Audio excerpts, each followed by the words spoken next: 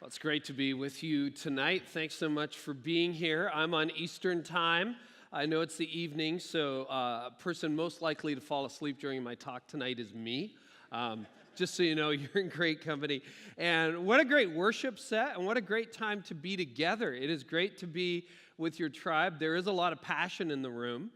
I can feel it, almost.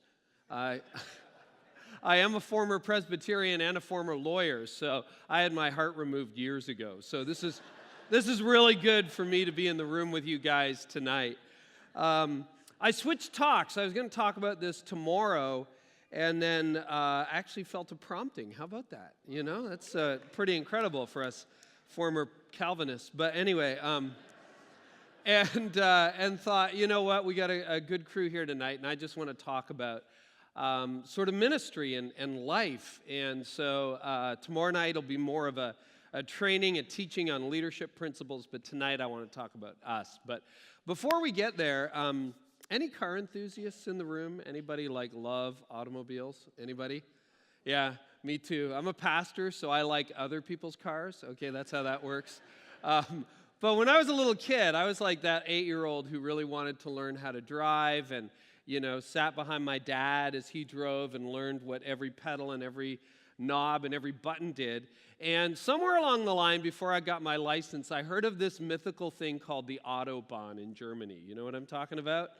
And I thought, hey, maybe at some point before I die, I'll get to, drive on the Autobahn. So fast forward to a few years ago, and I had the opportunity to spend a week in Germany. And we were ministering to church leaders. I was going throughout Europe. And when I arrived in Germany, I got met in the north in Hamburg, if you know the country at all. We drove all down the west coast and ended up in Stuttgart. And so my host, Jorg, and I, we got to know each other fairly well. So day one, day two, I started asking about him about the Autobahn. I'm like, so where is this Autobahn? And I kind of thought it was like the Trans-Canada Highway, or if you're from Ontario like me, like the 401 or the 400 or that kind of thing. I thought it was like a road, and he's like, oh no, it's not a road, it's a term. And he says what happens is any highway can be Autobahn, as long as you're outside of any city enough and there's not a whole lot of built-up area. The German government just lifts the speed limit, and then you're on Autobahn. And I thought, well, that's kind of cool. And it's very, very different in Germany than it is in BC or than it is in Ontario or anywhere in North America. Because if there's no speed limit, like if you're on a 6-lane highway in BC or Ontario, you're in the middle lane, and you're looking to see if you can get around the slow guy in front of you. You're looking out of your left side view mirror, and you see somebody in the fast lane, and they're way back there, and you're like, oh, I've got time to get around. Not in Germany. It's like those guys are on a slingshot. It's just like, boom! So day 3, day 4, Jorg says to me, hey, Carey, you want to drive on the Autobahn? And I'm like, do I? Of course. I've been waiting for this moment my whole life.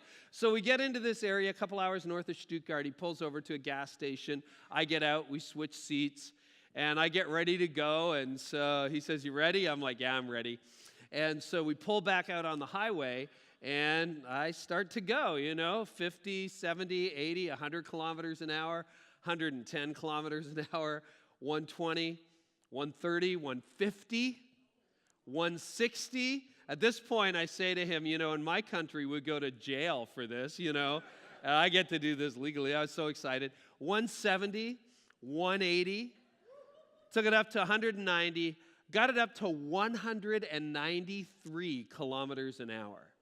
At this point, I look over, my host, Jorg, is like, ah! He's terrified. Now, what I didn't tell you is I was driving a 12-year-old Ford Focus station wagon, all right? Not exactly designed for the Autobahn. And what I learned that day is there's a reason that they design Mercedes and Porsches and Audis the way they design them. If you're going to take them up to 200-300 kilometers an hour, they've got to withstand things. The people in Dearborn, Michigan were not prepared for that moment when they designed our little white Ford Focus station wagon. Now, I tell you that to tell you this, that sometimes ministry is like that. And ministry is like that because you've got Autobahn dreams, but it feels like you're riding a 12-year-old Ford Focus station wagon. And there's this gap between what you believe God wants to do through you and what's actually happening. There's a gap between what you want to do and what you're capable of. And I want to talk to you about that gap tonight because I've hit it more than a few times in my life. I've been in ministry for 23 years. I was originally a lawyer, fell in love with someone in law school. We're married. It'll be 28 years. In May, she is the best thing to come out of law school. Got into my law school of my dreams. I'm an Osgood graduate, articled in downtown Toronto, got called to the bar. Not that bar, all right, but a different bar, the provincial bar. And then in the middle of law school, felt a call into ministry. Went into seminary out of obedience, had no idea what that meant. Thought I would end up at a church in Toronto ministering to burned out executives. That didn't happen. God actually rather supernaturally, story for another day, made it clear to us that we were going to go north of Toronto. And that was 23 years ago. Been there ever since. Inherited 3 small churches I'll tell you about tomorrow. But long story short, God has been so faithful over the years, and we've had an incredible journey in ministry at what is now Connexus Church, where I serve as the founding and teaching pastor. But even in those 3 little churches, we saw a lot of growth. In fact, we amalgamated them within 5 years. I'll tell you more of that story tomorrow. And became the fastest growing and one of the largest churches in our denomination across Canada. And just saw lots of people come to faith, lots of people come to Christ. And it was a story that literally we ran conferences in the early 2000s that drew people from coast to coast. And about 12 years ago, I met a guy named Reggie Joyner, and he was working at a church called North Point Church in Alpharetta, Georgia. I invited him to speak at a conference that I was hosting. We became fast friends. And he flew me down to Atlanta and introduced me to another leader that I had been stalking on the internet for a couple of years back then, a guy by the name of Andy Stanley. And Andy and Reggie invited me to speak at North Point Church in the summer of 2006. At that point, we were one of the largest and the fastest growing church in our denomination. I was still part of the Presbyterian denomination at the time. And things couldn't have been going better. And I don't know whether you track with that world at all, but if you get invited to speak at North Point Church, that's kind of like being invited to play in the Super Bowl. And I want to take you back to May of 2006. We flew down to Atlanta. My wife, my 2 kids were there. And I still remember it was a big conference. They had a room of 2,500 people, leaders gathered from around the world. I got my belt pack that day for my microphone. It had Andy written on it. Like, talk about intimidating, one of the best communicators in the world. I got up on stage. I had practiced my talk for a long time. My family was in the front row. Reggie Joyner was there. Andy was right next to him. I mean, talk about nerves. My heart's pounding. And I gave my talk that day. I had a 40-minute keynote. I gave the talk that day. And to this day, people still talk to me about that talk. And they talk about how it impacted them. My wife says she thinks it's the best talk I've given in my life. It's always great to peak at 40, you know. It's just kind of like all downhill from there. And so it was incredible. I mean, it was just one of those moments. And we got on the plane and we went back to Canada, landed in Toronto. I drove home an hour north, and it was like at that moment I fell off a cliff. And I had the worst summer I've ever had in my life. I'm not somebody who struggles with depression, but I'm pretty sure if I had asked for a diagnosis, I probably would have been diagnosed with clinical depression that summer. And it was the strangest thing in the world. All through my 30s, people kept telling me, Carey, if you're not careful, if you're not going to careful, you're going to burn out. And I was smarter than that, and I was better than that, and I was more proud than that. And if you're driven, and if you're A-type like I am, and that's just the way I am, that's the way I've always been, I spent all of my 30s kind of coming right to the edge of burnout, and then, you know, you're smart enough to pull yourself back, right? Take a little vacation, take a break, whatever. And I did that multiple times through my 30s. But the thing is, when you actually burn out, you think you're smarter than it, and I thought I was. But when you actually burn out, you can't pull yourself back because you've fallen over. And once you fall over, it was like I was in free fall. And I was grabbing for anything and everything I could find, and there was nothing there. And it was terrifying. And if you've ever been there, if you've ever been in a place where you burned out, or where you're burning out, or somebody that you love, somebody that you care about is burning out, it's the worst thing ever. And I wouldn't wish it on my worst enemy, let alone a friend. But if you've been there, it's brutal. For about 3 months, I just struggled. And I managed to get out of bed every day. I thought it would go away. I took 3 weeks off, and I thought, okay, I'll just, shake this thing. I'll be fine. It got worse. It didn't get better.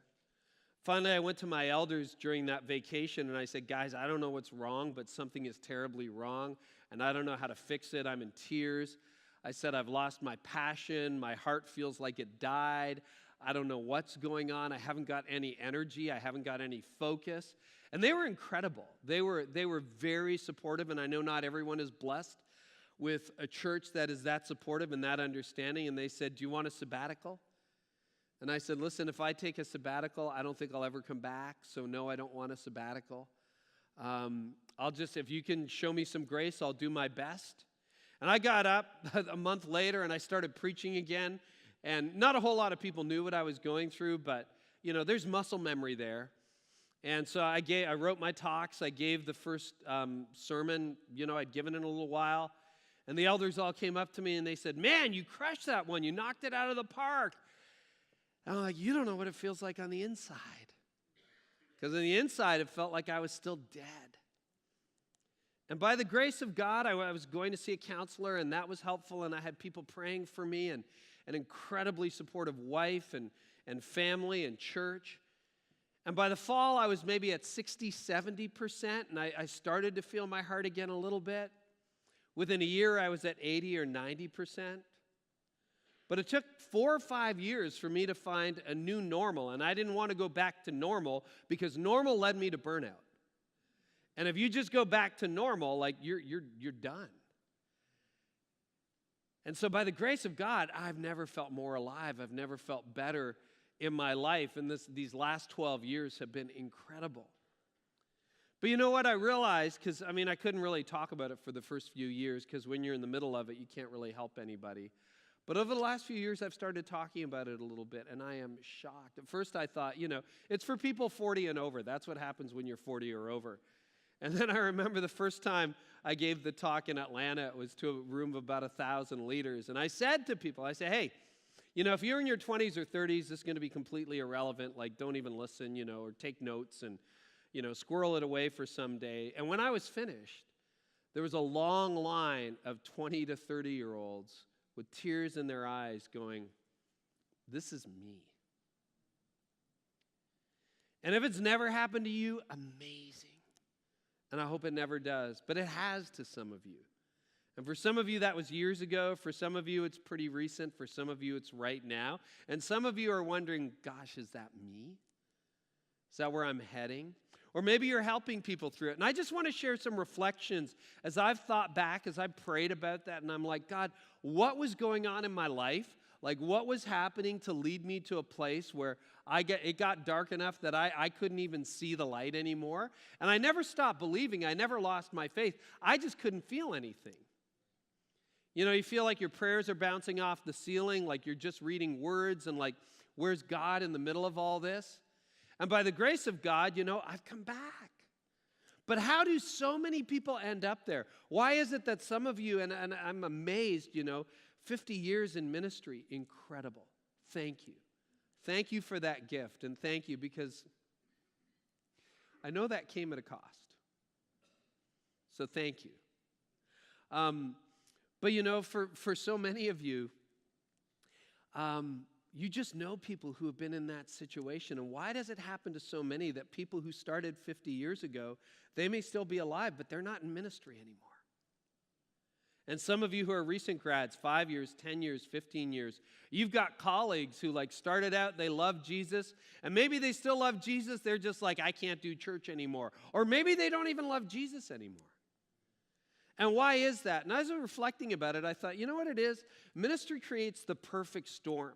Actually, if you've been tracking what's happening on the East Coast, which I'm sure you don't, it's so beautiful out here. But just in case you ever tracked what was happening, they had a nor'easter off the coast of New England this past week. Did incredible damage around Boston, Cape Cod, the whole deal. Well, about once every 100 years, they made a movie about this in the 90s with George Clooney, there's this thing called the perfect storm. And there's 3 weather systems that converge, a nor'easter and then a couple of other systems. And when they converge, you get like 100-foot waves and like it's the storm of the century. And that's what I think happens in ministry. Ministry actually creates the perfect storm. Why? Because these 3 things collide, work, faith, and community. It's 3 weather fronts that all come together. When I was in law for a year, it was really easy. I left my house in the morning. I went downtown Toronto to the law firm. I was a lawyer by day and a human being by night. The two do go together. But, the law was my job. I got in at 7, I left at 5. That's how it is. And there was no confusion about who I was. Was I a lawyer? Well, yeah, that was what I did. But really, I'm a Christian. I'm Carey. That's who I am. Well, all of a sudden, you start serving in full-time ministry, and what you believe is what you do. And so more hours feels like more faithfulness. And what do you mean? There's needs in your church, and your church is growing. And if you don't meet those needs, my goodness, is God going to be happy with you? Like, how does that work? So all of a sudden, what you do, what you believe is what you do. And that was confusing because, I was passionate about law, but law was not at the core of my being. Jesus is at the core of my being. And so it gets confusing. What you believe is what you do. And then your work is also your community. Right? We hung out with some lawyers. We still have lawyer friends. My wife practices part-time. We still have lawyer friends that we hang out with, and we love hanging out with them. But suddenly, your whole community is the people you serve. And it gets really confusing, right? Because you're in small group, and these are supposed to be the people that you're confiding in, but you had a hard day at work. What do you say to your small group? I really hate my church today. Oh, wait a minute. You are my church. Right. I hate you. All right. Well, what do you say? What do you say about that? How do you process that? Can you go deep with your community group? And then everywhere you go, you say, well, we have friends outside the church. Right. You tell your unchurched friends, I hate my church. You should come to it. It's terrible. It's like, whoa. What do you do with that? Like, how do you process it? So we live kind of stilted lives, and we can go 80% of the way, 90% of the way, but we don't really have, there's that last 10% you just got to get off your chest. And what do you do with that? And where do you go with that? And how do you process it? And sure, you pray about it, but like God uses human beings too. So suddenly your work is also your community. And it makes it really awkward because, Tony and I, my wife and I, we still have this conversation. It's like, do you know why we're going out for dinner tonight? Do you think it's because we're their friends or because I'm their pastor? Like, it's just kind of weird. And the reality is, I'm not sure we'll ever know. Because I'm always their pastor, right? I can't not be their pastor. Are we going out for dinner because I'm the former pastor? Or like what? You don't really know that. You always have a dual relationship with people. And then it's tough. And you hang around in the same community for 23 years like I have, and that becomes your life. So what do you do with that? Your work is also your community. So what you believe is what you do, and faith, work, and community just kind of all collide. So what I want to ask you tonight simply is a question we ask ourselves all the time and ask each other, but we don't answer very honestly. It's just, how are you? Like, how are you doing? Really? Like, for real, if we were just going to talk, how are you doing? Because I don't think we often tell the truth sometimes in church, right? It's like, you having a good day? Shut up, kids! Yes, we're doing great, That's church, right? That's ministry. It's like we fought all the way into the parking lot. That's why you take separate cars, right, to church, right? At least we're not going to fight before we get to the altar. That's just how it goes. So how are you? And if you had to break that down, if you wanted to look at it more comprehensively, how are you emotionally? Like emotionally. And I know music is emotional, and I know our services become emotional sometimes, but, if I had to look back on what happened to me when I burned out, I would probably say a lot of it was emotional burnout. I just didn't know what to do with the perfect storm. I didn't know what to do with that last 10%. I didn't know how to be completely honest and transparent, and there wasn't any hidden thing that would get headlines or whatever. It's just, I didn't know what to do with the tension. I didn't know what to do with that feeling that you get in ministry that everybody just wants a piece of you. You know that feeling? And soon you're like, there's no more pieces. I don't know what to do. There's no more pieces. They're gone. So how are you doing emotionally? How are you processing all of that? And guys, I don't think we do a particularly good job, right, of processing things emotionally. We'll talk about that later. We're not very good at that. How are you doing spiritually?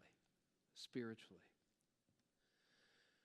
I know we sang some great songs tonight, but every once in a while you go through a season where they're just words on a screen and they don't resonate very deeply. Or you're reading the Bible and they're just words on a page. And they're not. They're the Word of God, but to you, it lost its power. And it's not that it's not powerful. It's not that it's not. It's just, it's fallen dead.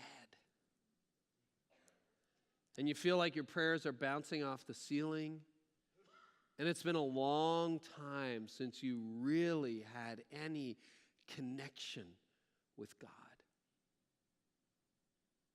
And you're going through the motions, and some of you, maybe you've stopped going through the motions. It's just been a long, dry season. How's it going spiritually? How's it going relationally? How's it going? If God is really, what did Jesus say? He said, you should love the Lord your God with all your heart, all your mind, all your soul, all your strength. So we're just going there tonight. It's like, it should be everything. And that includes with your relationship. He said, you want to know what your relationship with God is like? How's your relationship with your neighbor? Love your neighbor as you love yourself. That is really important. How's it going relationally? Like I said earlier, that's a challenge for those of us in leadership in the church, because everywhere you go, what hat do you have on? You're always the leader. You're always the pastor. You're always the ministry person. And so relationally, you're kind of required to do things. You're like, okay, I got to meet with this person. I got to meet with that person. I got to meet with that. And sometimes, let's be honest, it's draining. When was the last time you laughed so hard when you were out for dinner with friends that you cried and your stomach hurt? When was the last time that you're like, I can't wait to see them again, Most days it's like, I can't wait to get home. Then it's like, I can't wait to go to bed. I get to get up and do this again, Where are you relationally? Because relationships should be balanced. It's absolutely a giving calling. Like, you're called to give, but you can only give what you have. And you have to have people who replenish you. You have to have life-giving relationships. And for a lot of us in ministry, for us in our 30s, they were absent. Or, frankly, they dissolved. One of the things that happened the year before I burned out is we had 4 friends that we just did life with. We went on vacation together. We hung out together. We had dinner every month. Their kids knew our kids. They hung out. We had an amazing time. And then it can only happen in church world. A couple of them decided they didn't like the direction of the church, and things blew apart. And you know how long it took to build those friendships and those relationships? It took almost a decade. And then to have those go, to have those just fall apart, that was so painful. And I was learning as I went along, and I'm like, okay, I know this isn't all them. I know that I have to own some of it. So I went to some of the people that I knew and people who knew us, and I said, okay, listen, I want to learn, I want to grow. What slice of this do I own? And you know what the answer was? Well, you own a lot in a lot of areas, but in this case, not much. It really wasn't you. Like, you're kidding me. For a year after those friendships died, I said to my wife, I don't need friends. I can do life without friends. And she said, no, you're wrong, you're wrong, you're wrong. But some of you have been there. You're like, I don't need friends anymore. How are you doing financially? I know you got into this because of the money. I know. you know. But like, that's a real factor. That's a real factor. And you know, it's tough. If there's financial pressure, there's extra pressure at home, there's extra pressure on the marriage, and we've lived on nothing. I mean, I remember the first time I got a paycheck in ministry, I had left Bay Street in Toronto where I'd worked for a year. And, you know, it was great. They offered me a job, and they were going to pay me this huge amount. And I remember when I went to work for a church, the treasurer, who also worked in the financial sector downtown in Toronto, he gave me my paycheck. He said, "Carey, this is actually for 2 weeks. I know it used to be your hourly rate, but here you go." Thank you. Thank you. Welcome to ministry. You know, how's it going financially? It's tough. Whether you have a lot or whether you have a little, it can be tough. And then how's it going physically? In my 30s, I didn't do a very good job looking after myself. I didn't like exercise. I think exercise was invented by the devil. Dairy Queen was invented by God. That's my theology personally. But I didn't take very good care of myself. And you pay a price for that. There actually is a mind-body connection. And in my 40s and beyond, I've done a much better job, not a perfect job, but a much better job of that. But physically, it's hard in ministry. And you look at those areas, and often as a pastor, often as people in ministry, often as people leading in the church, we would have to say, yeah, on a scale of 1 to 10, not so good in a lot of those areas. And that's what does us in the long haul. That's what crushed me a decade into ministry. And the reality is no one wanted to end up this way. You know, if you look at your high school yearbook, it's like, yeah, hope to be burned out and disillusioned and cynical. By the time I'm 35, yep, that's me. No, you never wanted that. You don't want that for your kids. You don't want that for the people you're building into, you're mentoring. You don't want that for the people who are graduating from seminary. You don't want that for anybody. But so many of us end up that way. And you know what? Of course, the Bible calls it. In Ecclesiastes, I love this text. You know, the reality is the optimism of our 20s gives way to the realism of our 30s. Some of you are there right now. You're in your early 30s, and you're like, hey, when I was in my early 20s, I was way more optimistic. Now I'm a little less optimistic. What is going on? Which gives way to, and this is the open-ended thing. And Solomon, who had everything, he had everything you could imagine, he put it really well. Look at what he had to say. If we can have that scripture. He says, I have seen all things that are done under the sun. All of them are meaningless, a chasing after the wind. For with much wisdom comes much sorrow. The more knowledge, the more grief. It's like Eeyore wrote the Bible, right? Gosh. Instagram that. It's like, there you go, congregation, be inspired.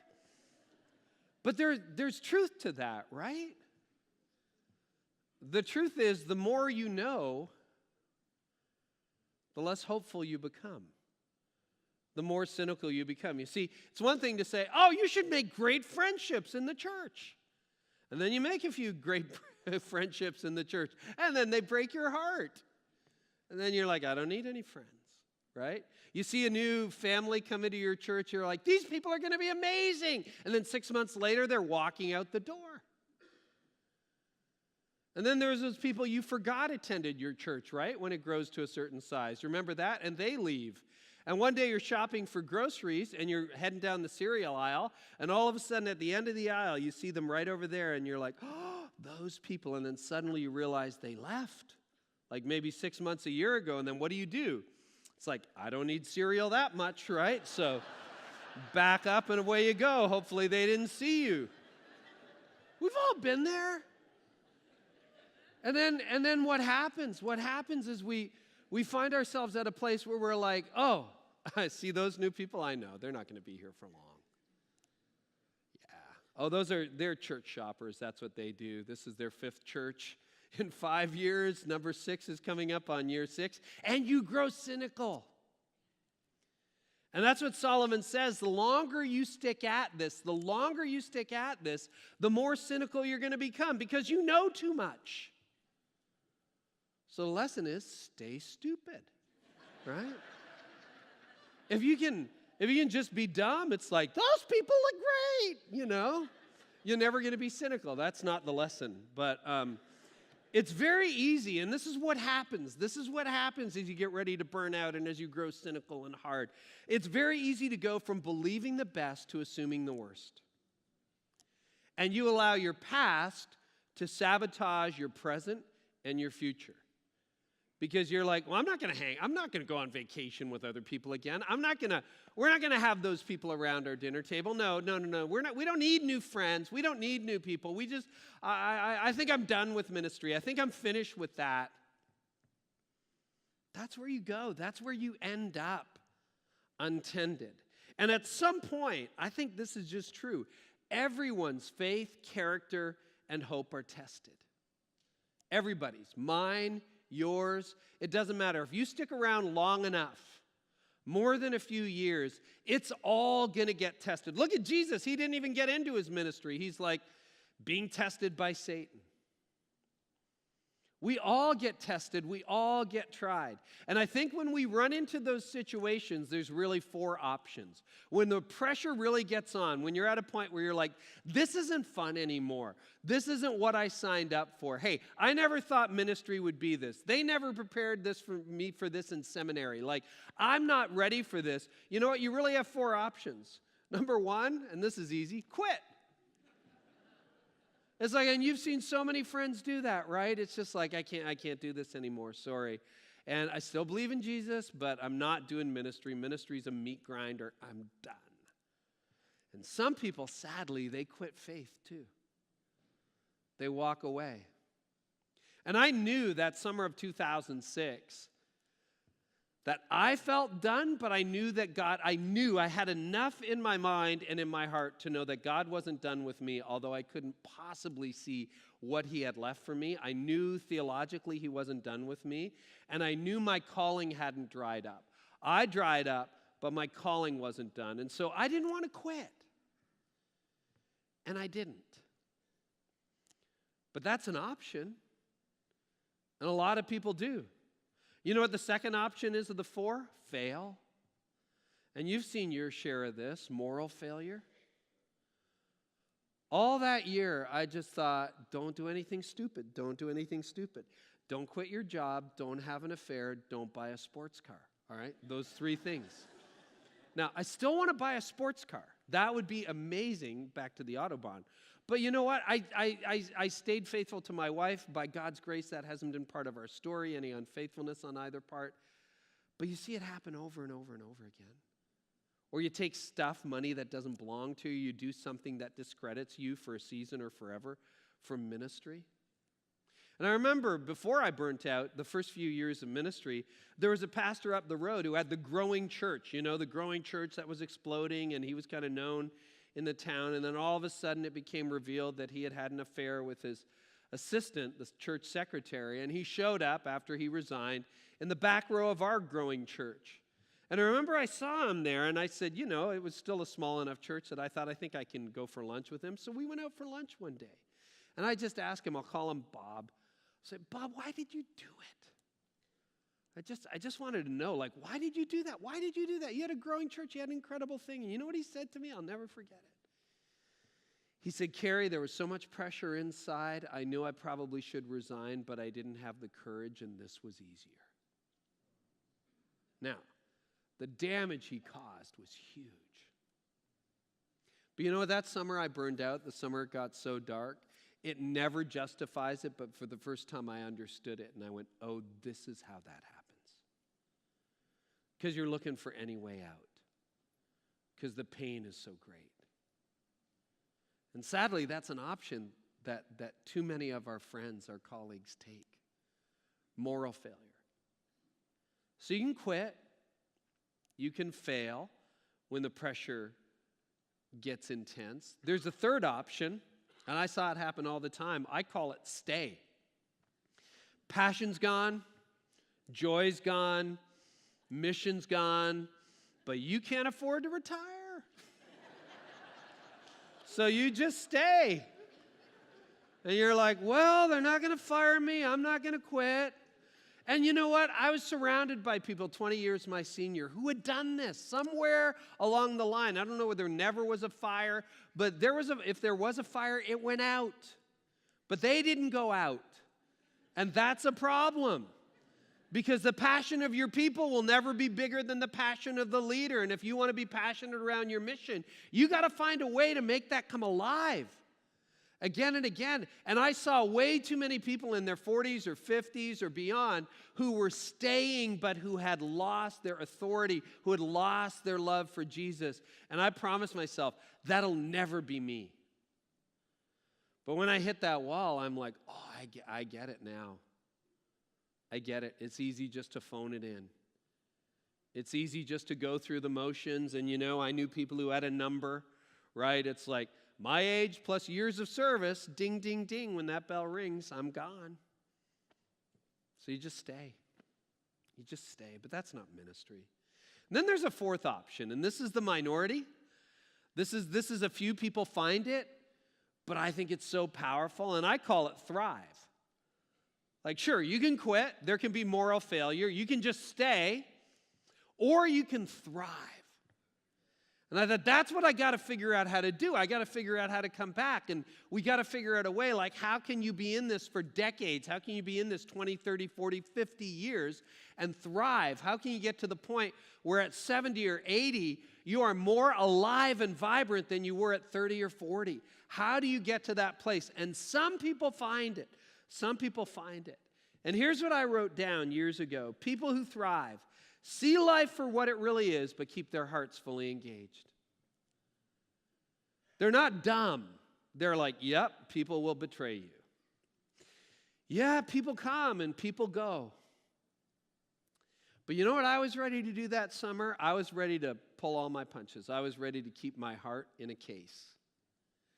And then I realized that's not a recipe for life. And people who thrive, they see life for what it really is. Yeah, those people might be bad people. Yeah, that could happen. Yeah, that's not fun. Yeah, but I'm going to keep my heart fully engaged. I'm going to keep it open. And so about a year after those friendships blew up, I said to Tony, my wife, okay, we can have friends again. Okay, finally. We can open up our hearts. We can do this again. We can do this in a new season. And I'll tell you, that's terrifying. If you've been there, that's terrifying. Because you think, well, if I open my heart, they can break it. And God says, yes. But you know what I've also learned? If you close your heart to people, you close your heart to God. Because He has a way of respecting boundaries. He has a way of saying, all right, you want to do that? That's fine, but you don't let them in. And doesn't it say somewhere in the Bible that if you can't love people who you do see, then how on earth can you love God that you don't see, who you don't see? And so you got to let some people in, and you got to get life in, and you got to risk being hurt. I'll tell you, it's a magnificent way to live if you open your heart again. And often when I was a younger leader, I used to think, you know what it is? You know why they have such a big church and they're doing so great or whatever? It's because they've never had any problems. That's why. That's completely laughable. Great leaders are often not more competent or gifted than other leaders. You know, that's the other big surprise. They're not a whole lot smarter. I mean, yeah, they got some gifts. They got some amazing gifts. But you know what? They just overcame temptations and difficulties that their peers did not. They were able to engage God. They were able to engage their heart. They were able to open themselves up. So, my question for you, back to where we started, how are you doing? Really? Now, it gets worse before it gets better. You want to know how you're really doing? I mean, if you want to get so gritty honest in this, you want to know how you're really doing? Your last crisis will tell you. Because we want to judge ourselves on our good days, right? I had a perfect day today. Then I got out of bed. But anyway, you had a great day. And you're like, things are fantastic, and so I'm awesome. No, when was the last time you got cut off in traffic? When was the last time nothing went your way? When was the last time you missed your flight? When was the last time your kids had a meltdown? When was the last time your spouse woke up on the wrong side of the planet, let alone the bed? And how did you respond? That'll tell you how you're really doing. Because I want to I want to judge myself on my good day and then criticize everybody else. But really, the reality is we should do the opposite, give other people the benefit of the doubt. Because here's what's true. Crisis reveals character. Crisis reveals character. And it shows me where I'm really at. I was texting friends and a couple of my team members today on the way over here going, you know what, my patience is not where it needs to be because I spend my life in lines. I travel a lot. And I don't like lines, and I don't like waiting, and I'm like, whoa. There's something going on there. And, when everything's your way, and you get the seat you want, you get to do what you want, everything, I'm happy, right? But aren't we all? And so crisis reveals character. And that, I don't often like what it reveals. And yet, at the end of the day, character matters most. Character matters most. Your kids are not going to pull out your resume at your funeral. They're not going to be like, what were the last quarter numbers? Dad was so impressed with the growth. No, they don't care. They remember who you are and whose you are and how you treated them. That's your legacy. Your character is your legacy. Character, and this is what I've also come to believe, character, not competency, ultimately determines capacity. When I was a young leader in my 20s and 30s, I thought it was competency. Go to conferences, read books, become more competent. And then you realize, listen, the headlines every single day in our world, the headlines are full of people who are highly gifted, sometimes the best at what they do, who can't do what they do anymore because of some scandal, because of some lying, because of whatever, and all of a sudden they're felled. I mean, we have seen, think about a year ago to now, think about all the famous people who have been cut down by character allegations. So what really was the lid to their capacity? It wasn't their competency. They're brilliant. It was their character.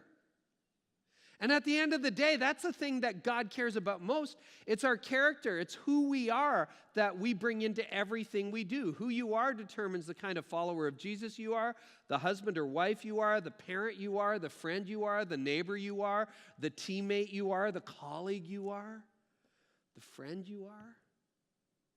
So then the question is, how do you thrive? How do you get to that fourth option? So how do you get to the point where at 70 you're better than you were at 50, and at 50 you're better than you were at 30? Like, how do you get to that point where your heart is still alive, maybe even more alive than it's ever been? I've been thinking about this for a long time. And as I've watched other leaders, as I've watched the people who've done this well, here's some things I've seen, habits of leaders who thrive. I learned this one the hard way. Number one, grieve your losses. I learned that from a guy named Terry Wardle, who said to me, Carey, ministry is a series of losses. And guys, we do not process loss well naturally. Right? Every time somebody leaves your church, it's a loss. Every time a vote doesn't go your way, it's a loss. Every time somebody says something critical about a message you delivered, it's a loss. Every time somebody says, you know what, I'm going to come to your church. We were at dinner the other night, and like the restaurant owner, I'm not making this up, I was with a friend who was out of town who leads a very large church as well, so it was just a perfect moment. And he said to the restaurant owner, so do you go to Carey's church? And she said, no, we used to go, but now we go to Church X down the road. She says, for me, it's all about the preaching. Yeah. Reverse tip. How do you reverse tip? No. It's funny, you pretend that doesn't really bother you, but it bothers me. And so my friend and I joked about it all the next morning. But, it's one of those things. Is that a loss or whatever? And, guys are like, oh, it doesn't bother me at all. They can leave. It's fine. It doesn't bother me. And then when I burned out that summer, it started in May. By August, I was exhausted. And I spent most of August either napping, sleeping like 8 or 10 hours a night, napping during the day 2 or 3 times a day, and crying. And it's like all that ungrieved loss finally came out.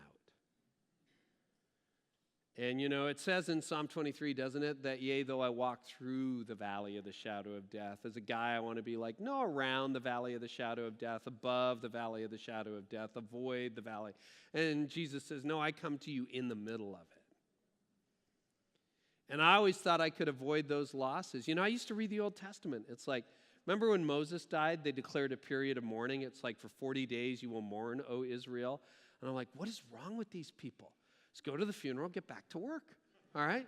You want to stop at Starbucks? Stop at Starbucks. Like, get back to the office. There's stuff to do. And then you realize biblically and in different cultures around the world, there's wisdom in that. And I've learned over the last decade that when there's a loss, to feel it. To feel it. When somebody, you're looking up to says, hey, can we get together? And they say no. Like, that's a loss. Feel your emotions. That's so weird for me as a guy, right? I got emotions and you feel them. And process that before God. It's okay to say to God, you know what, I'm disappointed. It's all right, I'm angry. Hey, we have books in the Bible about that. It's called the Psalms. It's called Lamentations, the book of anger, right? That's what it is. I mean, that's actually in the Bible where you're allowed to go to God with that, because if you don't, it gets toxic. So grieve your losses. What losses haven't you grieved? And even like, as a guy, he's gone public with it, so I think I can share the story, but Peter Roebelin, who pastored Chartwell in Oakville, had a number of friends die over a decade, and he said, I helped them process their grief, but I never processed mine. He just wrote a book about it. And as a pastor, you carry a lot of people's grief. What do you do with that? God created the human heart to heal, and mine needed healing. So number one, grieve your losses. I try to do it regularly now. Number two, put yourself first when it comes to personal growth. And this is hard because we always think, Christianity is selflessness. It's like, I'm going to put myself last and everybody else comes first. Jesus comes first, the church comes first, the family comes first, the kids come first or whatever. And eventually what happens is like, you're not in a good place. And it's been a long time since you talked to God. It's been a long time since you felt great. And if you think about it, life is really a series of deposits and withdrawals, right? If you tried to practice your finances the way you practice your life, a lot of you would be bankrupt, because that's what happened to me. There were way more withdrawals than there were deposits, and you can play that game with your bank account for a little while. Eventually, the bank catches on. But, and if you get bad at it, they're like, guess what? You're bankrupt, right? You've gone bankrupt. And that's what happens to us. It's like withdrawal, withdrawal, withdrawal, withdrawal. Can we do one more service? Can you do this? Can you do that? Can you come see my family in the hospital? Can you do this? Can you do that? Withdrawal, withdrawal, withdrawal. The kids are awake. Can you do that? Can you clean up? Can you? And there's no deposits. You go bankrupt. And we try to live like it can just be withdrawal, withdrawal. And if you think this is unbiblical, this teaching, think about how Jesus lived, all right? He lived for 33 years. We generally all agree that that's the timeline. He didn't start ministry till he was 30. He only ministered for 3 years. He had a 10-to-1 preparation to action ratio. Most of us are lucky if we have 1 to 10.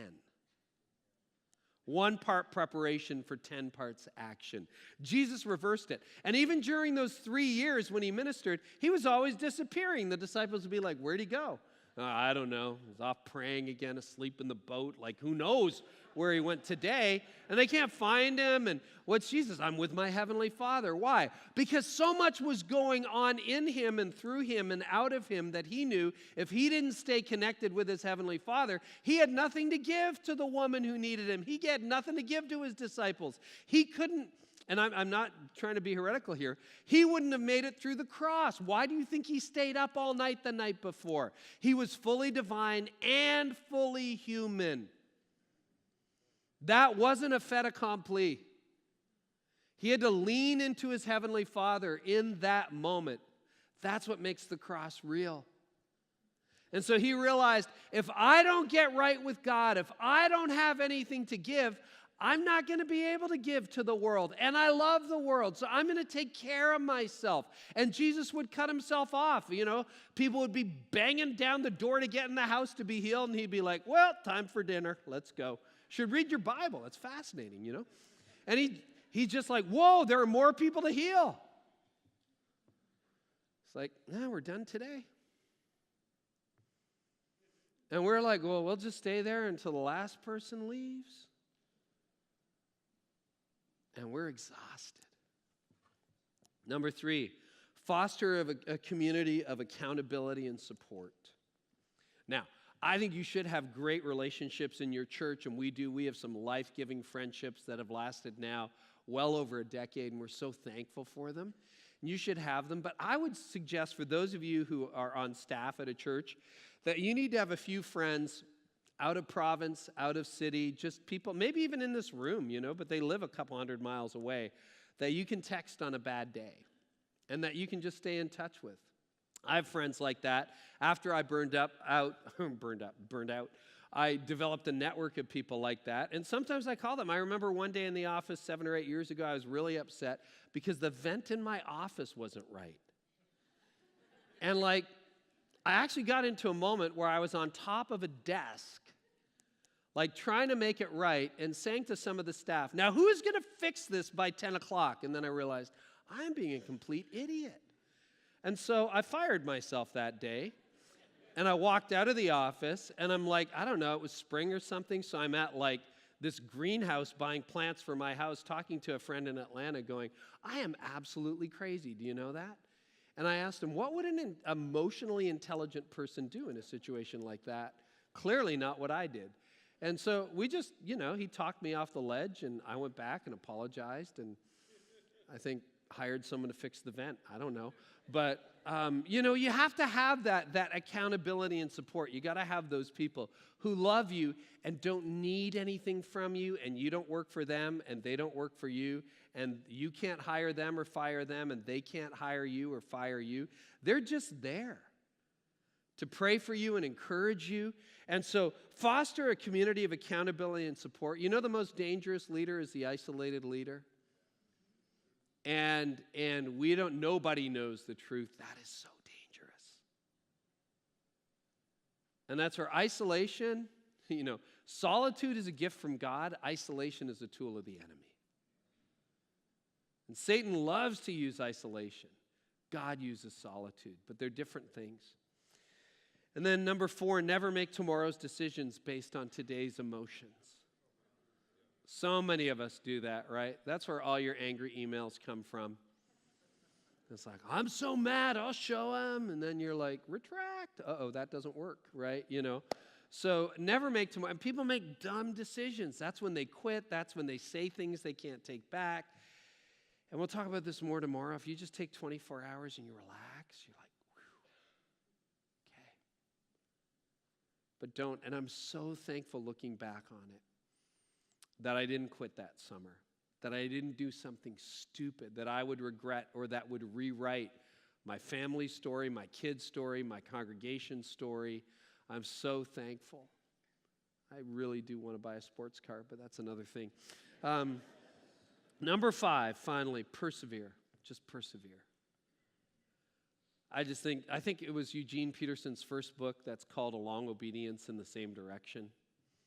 Isn't that what ministry is? It's just a long obedience in the same direction. You don't always know where it's going to go, and you can't guarantee the outcome. If somebody said to me, Carey, a decade after you burn out, you'll have written books, and you'll be speaking to leaders around the world. Your church will be 3 times the size it was right now, and, God's going to use you in powerful ways. I would have said, I think you're talking about the wrong guy.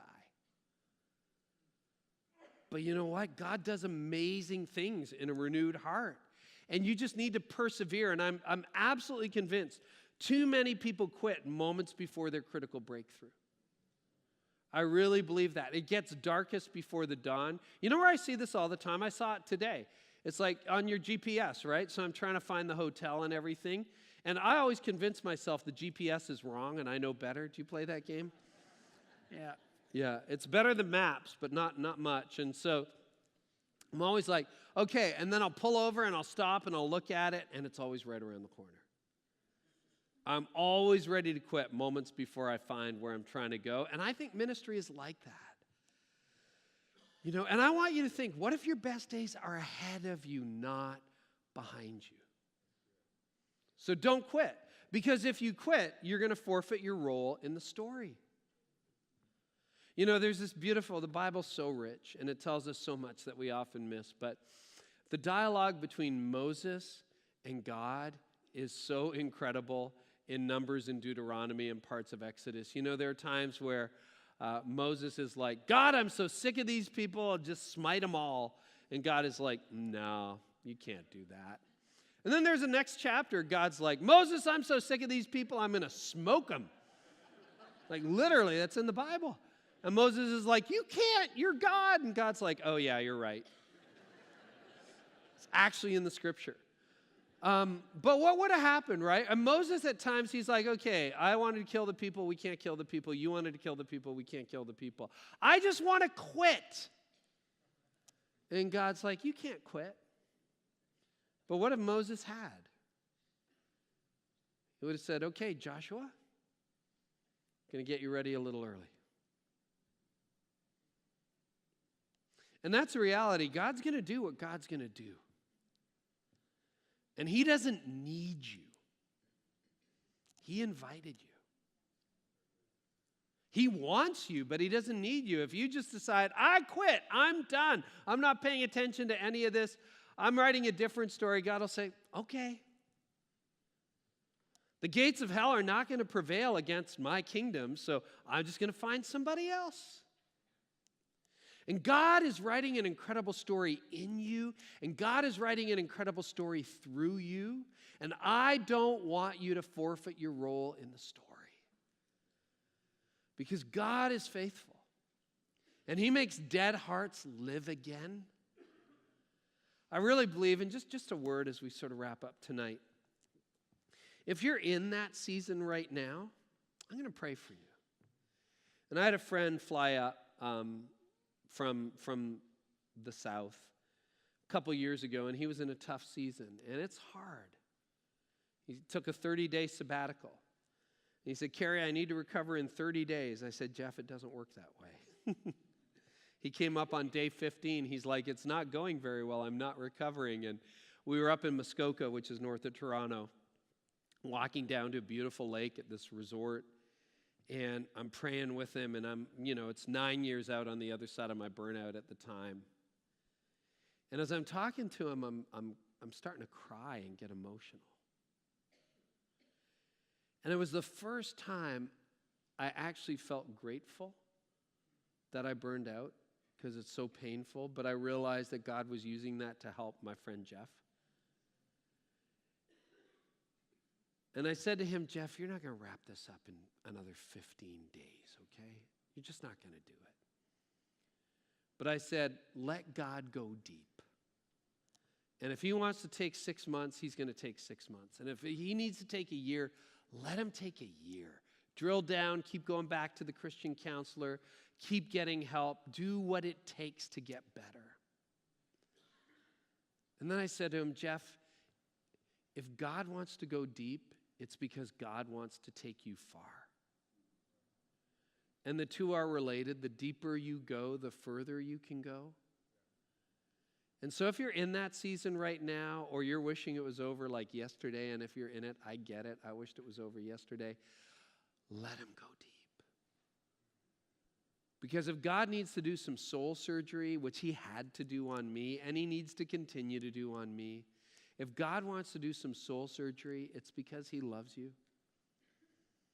Because he cares about you, because he cares about your marriage, he cares about your kids, he cares about your family, he cares about your church, he cares about you. And he wants to go deep, and if you just let him, if you let him do what he wants to do in the time he wants to do it, oh, incredible things are ahead. So let me pray for you.